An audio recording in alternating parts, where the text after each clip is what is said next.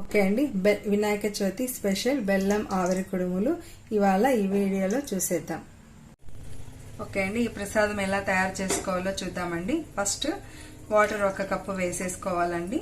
Same cup బియ్యం పిండి బెల్లము వేసుకోవాలండి. ముందుగా శనగపప్పు వేసుకోవాలండి, నానబెట్టిన శనగపప్పు వేసుకోవాలండి కొద్దిగా టేస్ట్ కోసము.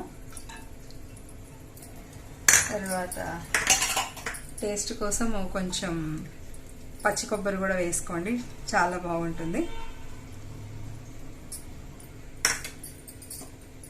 చిటికెడు ఉప్పు వేయాలండి.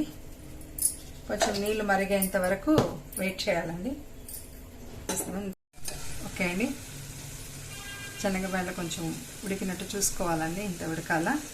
ఇంట్లోనే ఫస్ట్ 1 స్పూన్ నెయ్యి కూడా వేసుకోవాలండి. ఉడికిన తర్వాత వేయాలండి. కలబెట్టేసి ముందుగా 1 కప్పు బెల్లం అండి. బెల్లం బాగా కరగాలండి. కరిగిన తర్వాత బియ్యం పిండి వేయాలా. ఓకే అండి, బెల్లం బాగా ఇట్లా కరిగిన తర్వాత 1 స్పూను యాలకుల పొడి వేసుకోవాలండి. ఎలాచి పౌడర్ వేసుకొని తర్వాత బియ్యం పొడి కొంచెం కొంచెంగా వేసుకొని ఉండలు లేకుండా కలుపుకోవాలండి. ఓకే అండి, ఇట్లా ఉండలు లేకుండా బాగా పిండిని బాగా కలుపుకోవాలండి. తర్వాత 1 స్పూను మళ్ళీ నెయ్యి 1 స్పూన్ వేసి బాగా కలబెట్టుకొని ఒక బౌల్లోకి తీసేసుకోవాలండి.